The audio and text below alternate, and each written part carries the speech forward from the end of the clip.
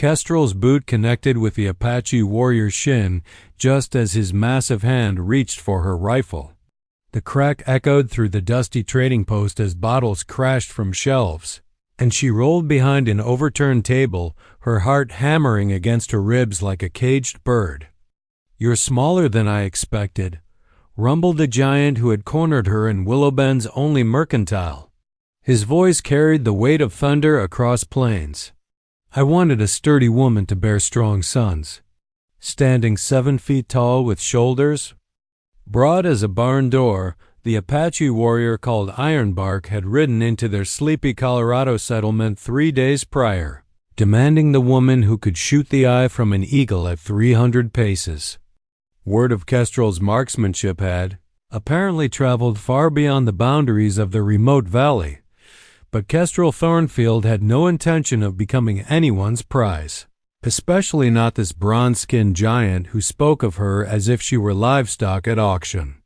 She'd spent 23 years proving herself in a world that expected women to simper and swoon, not track elk through winter storms or defend homesteads from raiders.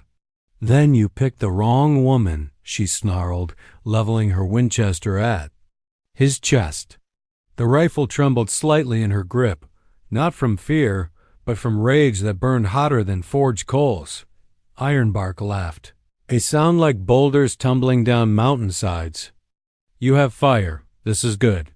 He stepped forward, seemingly unconcerned by the weapon trained on his heart. But fire without strength is only smoke. The trading post door burst open with such force it nearly ripped from its hinges. Another figure filled the doorway, tall, though not as massive as Ironbark, with ash-blonde hair and eyes the color of winter storms. Tobias Crowfeather, the settlement's quiet blacksmith who'd barely spoken 10 words to her in 2 years. She said no. His voice carried none of the thunder of the Apaches, yet somehow filled the small space more completely. His hands hung loose at his sides, but Kestrel noticed the way his weight balanced on the balls of his feet. Ironbark turned, assessing this new challenger with predatory interest. "White man thinks he can claim what I have chosen?" "No one claims Kestrel Thornfield," Tobias said simply. "She chooses for herself." The Apache's eyes narrowed. "Then let her choose between us. Apache way. Combat decides." Kestrel felt something twist in her chest as she watched Tobias face down the giant warrior. She'd thought the blacksmith weak, merely another man who averted his gaze when she rode past his forge. But standing there, solid as mountain granite and twice as immovable, he suddenly seemed like something altogether different. "Fools," she muttered, but her rifle lowered despite herself. "I don't need either of you to choose," Ironbark interrupted, his voice carrying absolute authority. "Him or me. Winner takes you as wife." Heat flooded Kestrel's face. "I'm not a prize to be won." But even as she protested, something flickered in her peripheral vision that made her blood run cold. Through the trading post's dusty window, she spotted the distinctive red bandanas of the Crimson Creek gang riding hard toward town. 6 men, all wanted for murder, and worse, the timing couldn't be coincidence. The first bullet shattered the window above Kestrel's head, sending glass cascading like deadly rain. She dropped prone as more shots peppered the trading post's weathered walls, the outlaws' whoops and hollers filling the air outside. "Kestrel Thornfield," bellowed a voice she recognized with sinking dread. "Vex Malone, leader of the Crimson Creek Gang. Come out nice and peaceful, and we might let these good folks live." Ironbark and Tobias had taken cover on opposite sides of the store, their personal conflict instantly forgotten in the face of this greater threat.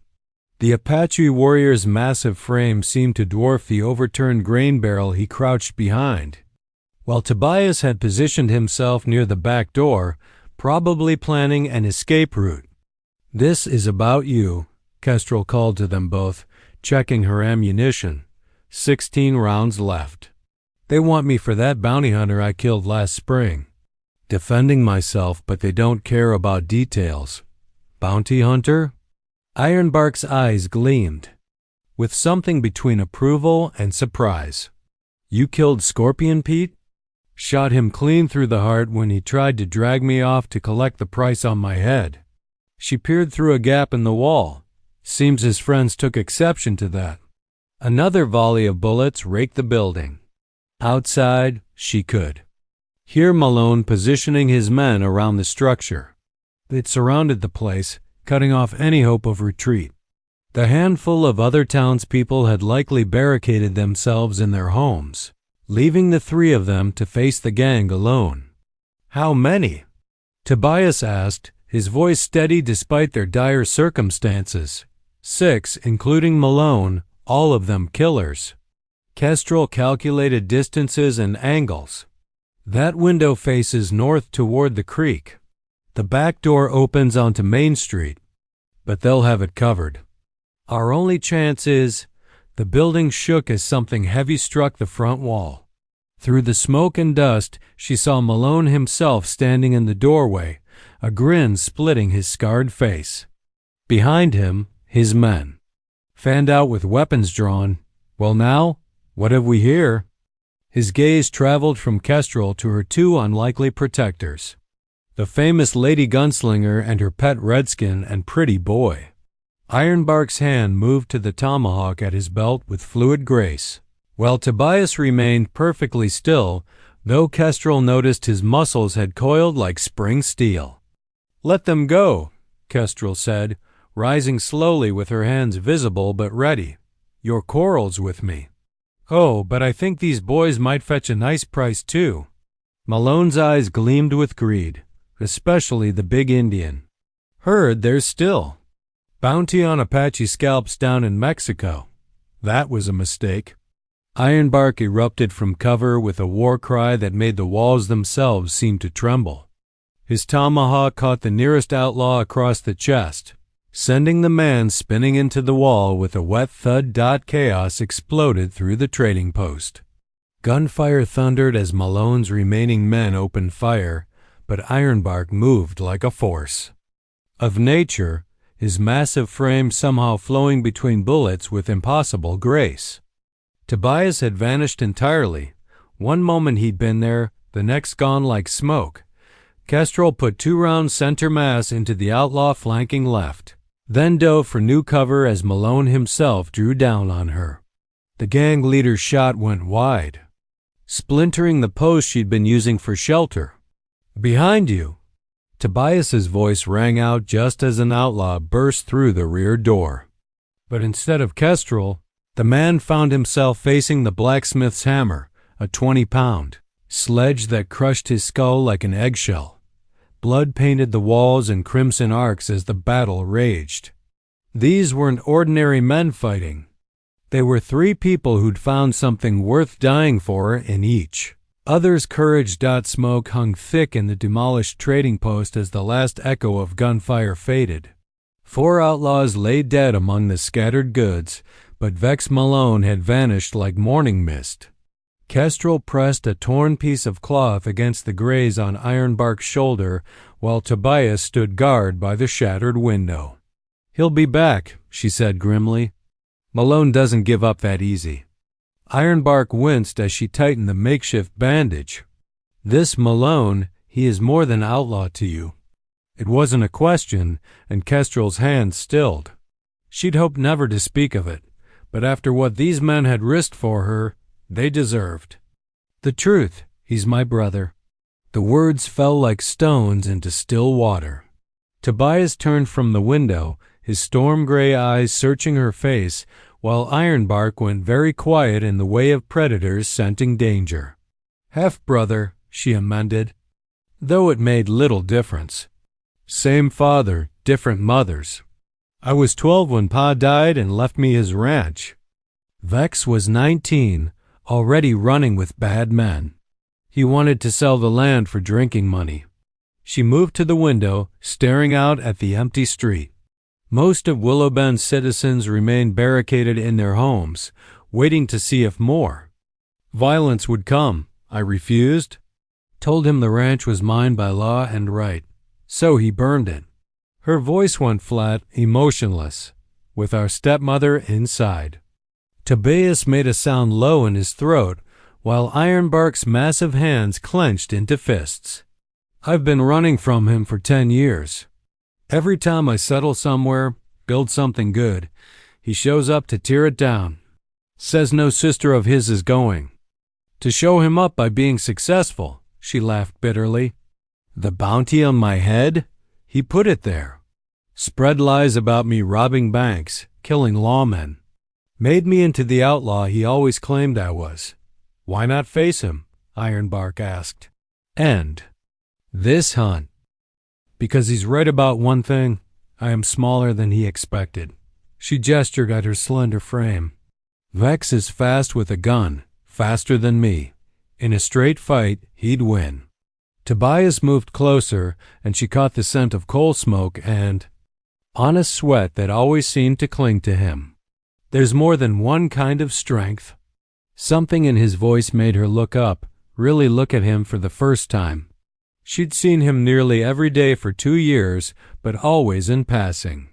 Now she noticed the careful intelligence in his eyes, the way his hands, scarred from forge work, moved with precise economy, and the way he was looking at her like she mattered more than his next breath. You think I don't see you, he sighed quietly. But I watch you ride past my forge every morning. See how you sit that horse like you were born in the saddle. See how you help old Mrs. Hartwell with her firewood, or how you always pay fair prices even when merchants try to cheat you. His voice dropped lower. You're the strongest person in this whole damn territory. Heat climbed Kestrel's throat. No one had ever spoken to her like that, as if her strength was something beautiful instead of unnatural. Ironbark cleared his throat. Apache warrior does not retreat from battle. This isn't your fight, Kestrel started, but he cut her off. With a gesture. You face death beside us. Makes it our fight. He looked between her and Tobias. But first we settle our own contest.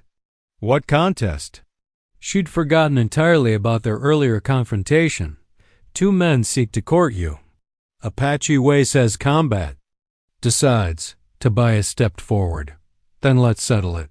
But as he spoke, a new sound reached them through the broken windows, the thunder of hoofbeats. Lots of them.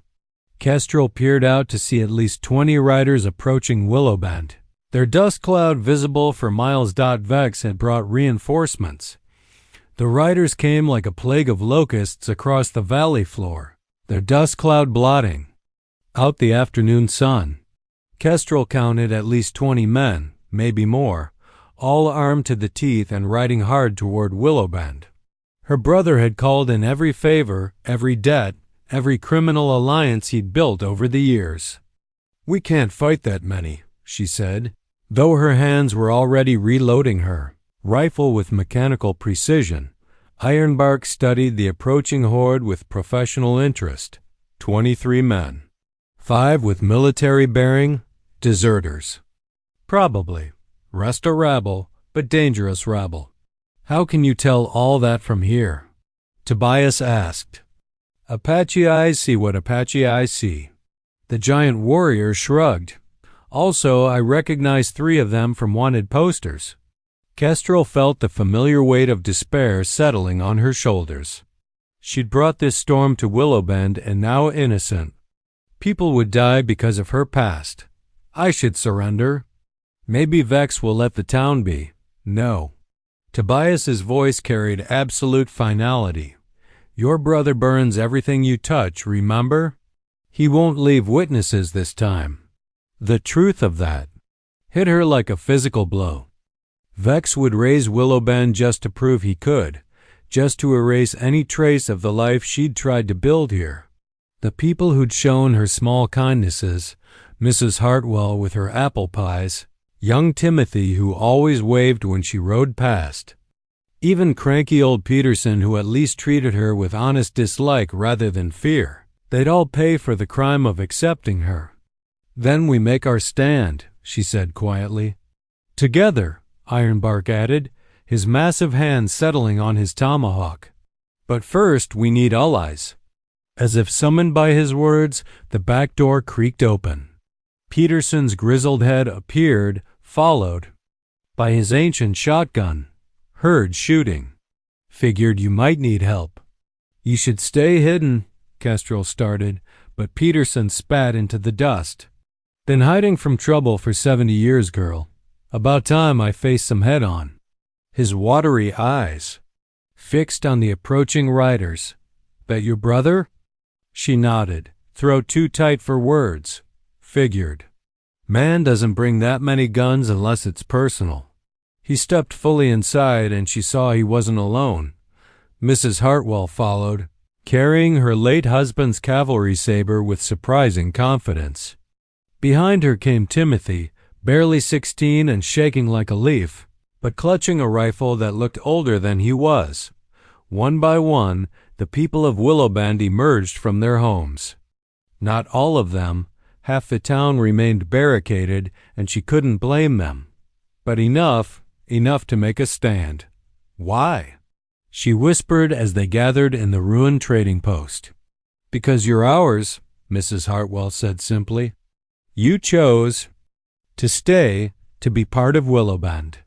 That makes this our fight, too." Tobias stepped up beside her, close enough that their shoulders brushed. Sometimes strength isn't about fighting alone. Ironbark grunted approval. "Good. Apache way. Tribe fights as one." He paused, studying the assembled townspeople with measuring eyes. "But we need strategy, not courage. Courage alone feeds buzzards." Through the window, they could see the riders had stopped about half a mile out. Vex was smart enough not to charge straight into town without scouting first. He'd probe for weaknesses, try to divide their forces, maybe send a few men to circle around and attack from behind. "How well do you know your brother's tactics?" Tobias asked. Kestrel closed her eyes, forcing herself to think like Vex. It felt like swallowing poison, but she made herself remember every story he'd told, every boast about jobs he'd pulled. "He'll try to smoke us out first. Fire arrows, maybe. Then he'll send men through the alleys to get behind us while the main force hits from the front." She opened her eyes. "But he wants me alive, and he knows I won't surrender while innocent people are in danger. So he'll try to separate me from everyone else." "Then we don't separate," Ironbark said. "Apache knows something about holding ground against superior numbers." For the first time since seeing those riders, Kestrel felt a flicker of hope. The first. Fire arrows came at sunset, streaking through the purple sky like falling stars. They struck the general store's roof and the church steeple, setting both ablaze within minutes. The orange glow painted Willowbend in hellish light as Vex's voice boomed across the square. "Last chance, sister. Come out now or I burn this whole town to ash." Kestrel crouched behind the overturned table that had become their makeshift fort, checking her ammunition for the dozenth time. Around her, the defenders of Willowbend waited in tense silence. Ironbark had positioned himself by the front window, his massive frame making the Winchester look like a child's toy. Tobias knelt near the sidewall, his blacksmith's hammer replaced by Peterson's spare rifle. "He's moving," Mrs. Hartwell whispered from her post by the back door. Despite her 70 years, the woman's eyes remained sharp as a hawk's. 6 men heading for the alley behind Morrison's place. Exactly as Kestrel had predicted. Vex was splitting his forces, trying to catch them in a crossfire. But Ironbark had taught them a trick or two about Apache tactics during their brief planning session. "Timothy, Peterson, fall back to the root cellar like we planned," Tobias called softly. "Let them think they've got us cornered." The boy and the old man melted away through the rear exit, heading for the hidden position they'd prepared. From there, they could catch Vex's flanking force in their own trap. It wasn't much, but it might even the odds slightly. "Here they come," Ironbark rumbled. The main assault burst from 3 directions at once. Muzzle flashes lit up the night as Vex's hired guns opened fire on the trading post. Bullets chewed through the wooden walls like termites, filling the air. With splinters and the acrid smell of gunpowder, Kestrel sighted carefully through a gap in the boards and squeezed off 2 quick shots. One of the attackers spun and fell, clutching his shoulder. Not a kill, but it would slow him down. Ironbark's rifle thundered beside her, and she saw another outlaw drop face first into the dirt. The Apache might be fighting with unfamiliar weapons, but his aim remained devastatingly precise. Left side. Mrs. Hartwell called out, her cavalry saber gleaming as she prepared for close combat. 3 men had broken through the weakened wall. Thinking to catch them while they focused on the front attack, Tobias rose like an avenging angel, his rifle bucking twice in rapid succession. 2 of the intruders collapsed, but the third kept coming. Mrs. Hartwell met him with 40 years of grief turned into rage, her blade taking him across the chest in one fluid motion. From outside came the distinctive boom of Peterson's Ancient shotgun, followed by Timothy's younger voice whooping with excitement. The flanking maneuver had walked straight into their counter-ambush, but Vex had more men than she'd hoped. Even as they repelled the first wave, she could see more figures moving in the smoke-filled streets. Her brother wasn't just throwing bodies at them randomly. He was probing their defenses, looking for the weak point that would let him end this quickly. Kestrel. Vex's voice cut through the battle noise like a knife. You're costing good people their lives. Is your pride worth their blood? The words hit harder than bullets. She looked around at the defenders, Mrs. Hartwell bleeding from a cut on her cheek, Tobias grimly reloading while keeping watch on 2 directions at once, Ironbark methodically picking off targets with the patience of a natural hunter. We're fighting her battle, risking everything for someone who'd brought nothing but trouble to their quiet town. The guilt threatened to choke her. Don't, Tobias said quietly, reading her expression. Don't you dare blame yourself for his choices. People are dying because of me. People are dying because your brother is a murdering bastard, Ironbark corrected bluntly. You did not make him this way. Another volley of shots erupted from the darkness. This time, she heard glass breaking from the direction of the church. Vex was methodically destroying everything in Willowbend, piece by piece. That's when she understood his real strategy. He's not trying to kill us, Kestrel breathed, sudden understanding flooding through her like ice water. He's destroying the town piece by piece to break our will. Even as she spoke, more fire arrows arced through the night sky. The schoolhouse erupted in flames, then the small chapel where she'd sometimes sat quietly on Sunday mornings. Vex wasn't just trying to smoke them out. He was systematically erasing every trace of the life she'd built here. Bastards trying to make you surrender to save what's left, Peterson called from his position near the cellar stairs. The old man's face was streaked with soot and blood, but his grip on his shotgun remained steady. Ironbark grunted acknowledgement. Smart tactic. Uses your honor against you. Through the smoke and chaos, Kestrel spotted her brother moving between the buildings. Even at a distance, she recognized his swagger, the way he carried himself like he owned the world. He was staying back from the fighting, letting his hired guns do the dying while he orchestrated the destruction. Coward. For all his talk about strength and Apache ways, Vex had always preferred to let others take the risks. There's something else, Tobias said grimly. Look at the pattern of the fires. Kestrel studied the burning buildings and felt her heart sink. He was right. The flames weren't random. Vex was creating a fire break, cutting off their escape. Routes one by one. Soon they'd be trapped in the trading post with nowhere to run. We need to break out, she said. Take the fight to him before. The explosion knocked her flat on her back. The entire trading post shuddered as something heavy struck the front wall. Through the ringing in her ears, she heard Vex laughing. Dynamite, Mrs. Hartwell coughed, struggling to her feet. He's got dynamite. Another stick of explosives landed near the side window. This time they were ready for the blast, but the building's frame groaned ominously. A few more like that and the whole structure would collapse. Can't stay here, Ironbark stated the obvious. Blood trickled from a cut on his forehead, but his eyes remained clear and focused. Need new position. The church, Timothy called out, his young voice cracking with fear. Bell tower stone might hold against dynamite. It was a desperate gamble. The church sat across 50 yards of open ground, with fires burning on both sides and Vex's men positioned to catch them in crossfire. But staying meant certain death when the trading post finally came down. Together, Tobias said, checking his ammunition. We go together or not at all. Kestrel looked around at these people who'd risked everything for her.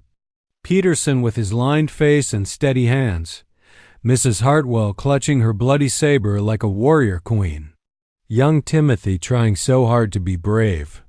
And Ironbark, this giant Apache who'd somehow become her protector instead of her captor. Tobias, dear God Tobias, whose quiet strength had somehow become the anchor that kept her from drowning in despair. Listen to me, she said urgently. When we make our run, I want you all to head for the church. I'm going the other direction. Like hell, Tobias started, but she cut him off. He wants me alive, remember? If I separate from you, draw his attention, you might make it to safety. No. Ironbark's voice carried absolute finality. Apache do. Not abandoned tribe. This isn't your... Another explosion, closer this time. Chunks of the ceiling rained down around them. Besides, Mrs. Hartwell said with a slight smile, you're not thinking like a tactician. You're thinking like a martyr. Before Kestrel could ask what she meant, the older woman was moving toward the back door. Timothy, Peterson, you know what to do. Everyone else, get ready for the show of your lives.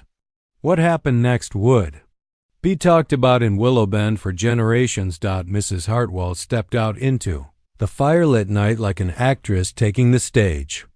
Her silver hair caught the orange glow as she raised her cavalry saber high above her head and released a war cry that would have made Ironbark proud. For Willow Bend. She screamed, charging straight at the nearest group of outlaws. It was magnificent. It was insane. It was exactly the distraction they needed. Vex's hired guns, expecting another defensive stand, were caught completely off guard by the sight of a 70-year-old woman bearing down on them with 3 feet of sharpened steel. They hesitated. For a crucial half-second, unsure whether to shoot an elderly lady or laugh at the absurdity of it. That hesitation cost them dearly. Peterson and Timothy erupted from the alley behind them, the old man's shotgun booming like thunder. Young Timothy's rifle cracked twice in rapid succession, and 2 outlaws dropped before they knew what hit them. Now, Tobias shouted. They burst from the ruined trading post in a ragged line. Ironbark led the charge, his massive frame drawing. Gunfire while Kestrel and Tobias flanked wide to either side. The Apache warrior's tomahawk glinted as it found its mark, and another of Vex's men fell with a wet gurgle. But Vex himself had vanished again, melting back into the shadows like the snake he'd always been. Kestrel spotted movement near the burning schoolhouse and broke away from the group, following her instincts. Kestrel, now. Tobias called after her, but she was already gone. She found her brother exactly where she'd expected, in the shadow of the building where she'd learned to read, watching his hired thugs die for his twisted obsession.